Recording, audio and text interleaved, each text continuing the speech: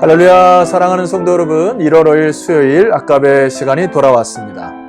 오늘 말씀은 요한복음 1장 43절에서 51절까지의 말씀으로 함께 은혜를 나누고자 합니다. 여러분, 우리가 아까베를 통하여서 말씀을 이렇게 깊숙이 그리고 아주 숙고하게 묵상한다는 것은 굉장한 장점이죠. 오늘 이 짧은 구절을 묵상을 합니다마는 이 안에 담긴 많은 의미와 또 주님께서 우리를 향한 영적 메시지를 여러분 잘 기울이시기를 소망합니다. 자, 어제 말씀드린 대로 제가 여러분에게 믿음이라고 하는 것은 보이지 않는 하나님을 믿는 믿음이다, 이렇게 말씀을 드렸어요. 그러나 이 믿음이 생기기 위해서는 제대로 보고 믿는 믿음이 중요하다는 것입니다. 여러분, 제 말이 좀 아이러니하죠. 보이지 않는 하나님을 믿는데 또 보고 믿으라고 하니까 여러분들이 좀 혼동스러울 수가 있습니다. 자, 이 말씀을 다시 풀어드리면은 그냥 덮어놓고 믿으라고 하는 맹신이 아니라는 것이죠. 하나님의 말씀을 제대로 보고 그 다음에 역사에 나타난 예수님의 행적을 보고 또 예수님이 말씀하신 것들을 귀를 기울이고 제대로 그때 당시에 주님이 말씀하신 것들을 이미지로 그림으로 그려가면서 하나님의 나라가 무엇인지를 제대로 보는 것이 너무나 중요하다는 이야기죠.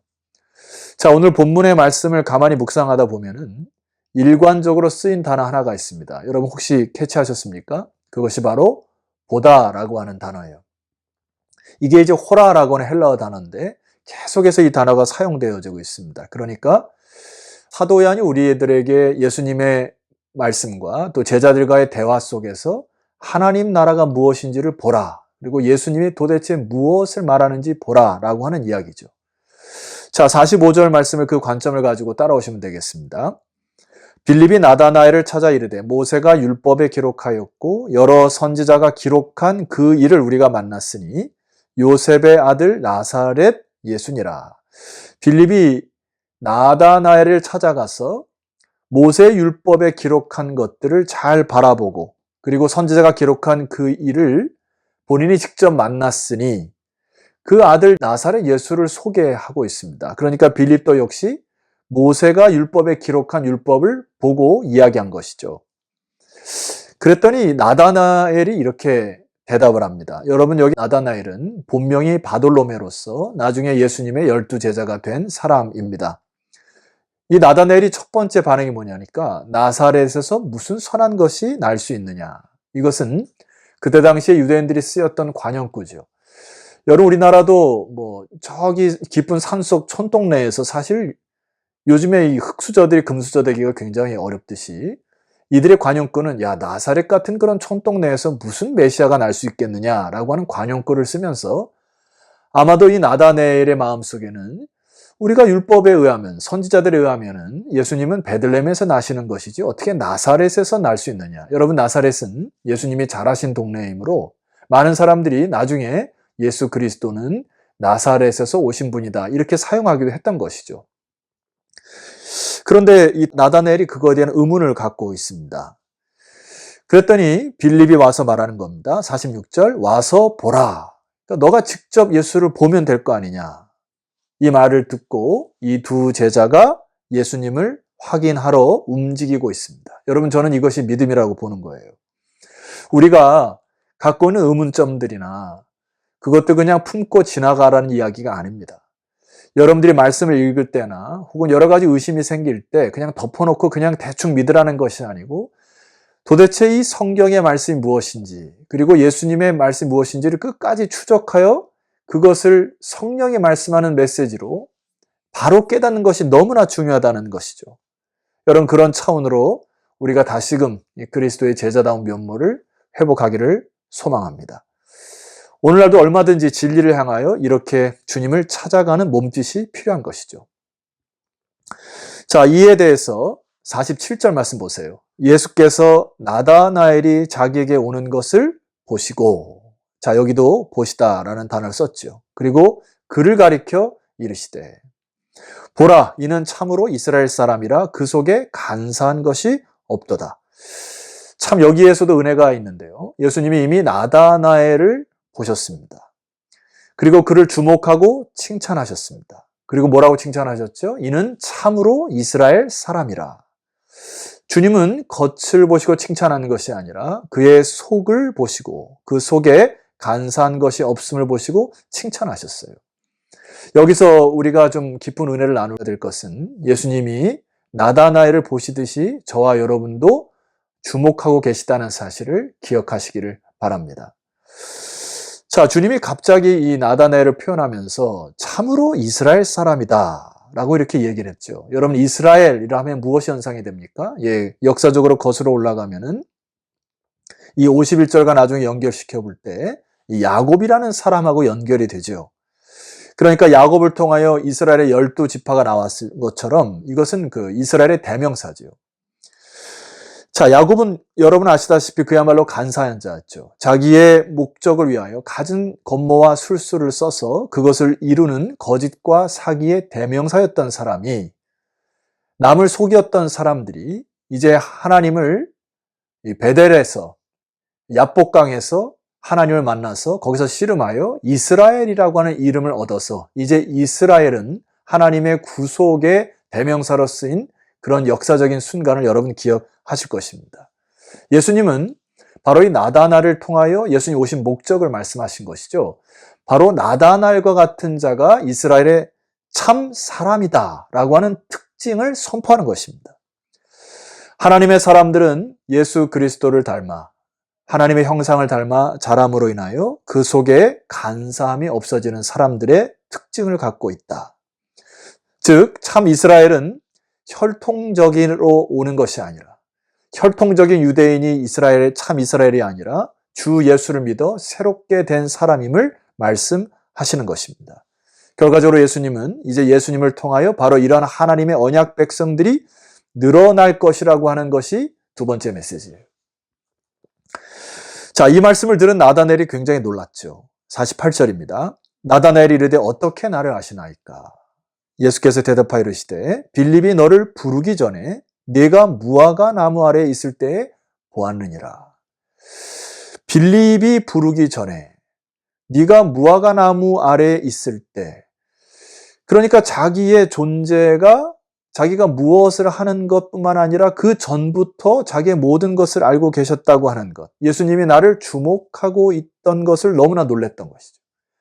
여기에 무화과 나무 아래에 있었다고 하는 관용 표현은 두 가지로 해석할 수가 있습니다. 첫 번째는 보통 이때 당시에 이 문화적인 표현에 있어서 무화과 나무 아래에 있어서 편하게 그늘 밑에서 율법을 낭독한다거나 혹은 하나님을 묵상하는 기도하는 일들을 많이 했기 때문에 여기에 관용구는 나다나엘이 율법을 낭독하고 있었거나 아니면 하나님께 기도하고 있었던 것을 표현할 수가 있습니다. 자, 여러분 여기까지 보게 되면은 나다나엘이 뭔가 완벽하여 그 속에 완전히 거짓이 없어서 그를 주님이 제자로 뽑은 것이 아닌 것이고요. 그 안에 하나님에 대한 열망과 그리고 하나님에 대한 사랑이 뜨겁고 사모함이 넘치는 그의 중심을 주님께서는 보신 것이죠. 여러분, 오늘날 우리가 여기에 적용할 필요가 있습니다. 그것은 우리의 마음의 중심을 다잡아야 할 이유가 여기 있어요. 구원이라고 하는 문제로 자꾸 치부되는 것이 아니고 우리 안에 먼저 하나님의 나라와 의를 구하는지, 내가 사역의 현장에 혹은 이 사업을 하면서 혹은 공부를 하면서 우리의 중심이 어디로 향하고 있는지를 다시 한번 재점검하는 이 시간 되었으면 좋겠습니다. 자, 세 번째로 우리가 좀 묵상해야 될 것은 주님을 만난 나다나엘의 입에서 이런 표현이 나오고 있습니다. 49절입니다. 나다나엘이 대답하되 랍비여, 당신은 하나님의 아들이시오 당신은 이스라엘의 임금이로소이다. 여러분, 우리가 내일 살펴볼 가나의 혼인잔치가 첫 번째 표적이죠.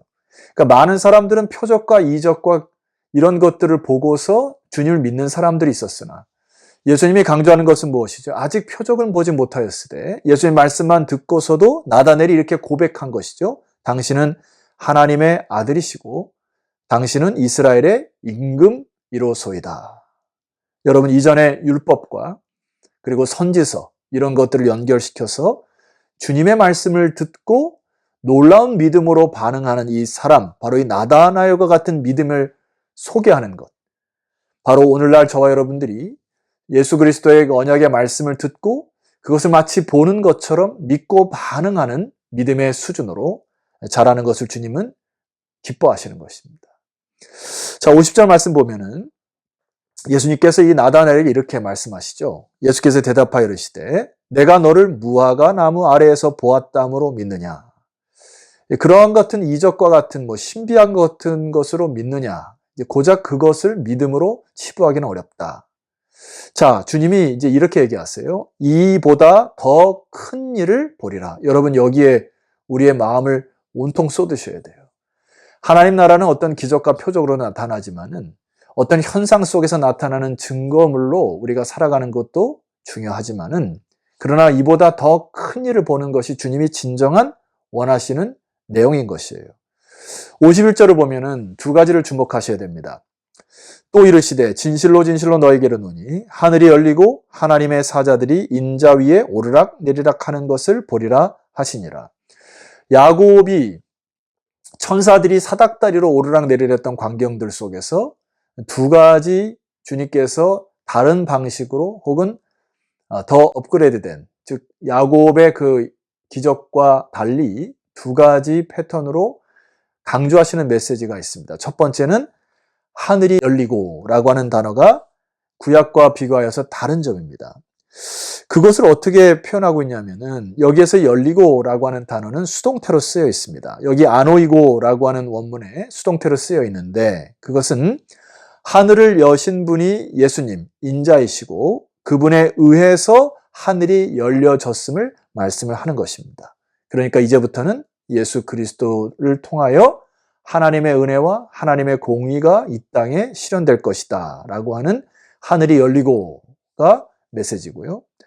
두 번째는 예전에는 야곱이 경험했을 때는 천사들이 사닥다리의 그 계단에 오르락 내리락 하는 일을 감당하였지만은, 이제는 오늘 본문의 말씀 보면 그 천사들이 인자 위에, 즉 예수님 위에 예수님의 사역을 도와서 하나님의 일을 예수님을 통하여 그 일을 이루시겠다고 하는 축복의 시대가 왔다는 이야기입니다. 여러분, 제가 송구 영신 예배를 드리면서 믿음으로 살기, 믿음으로 드리기를 권면드렸습니다.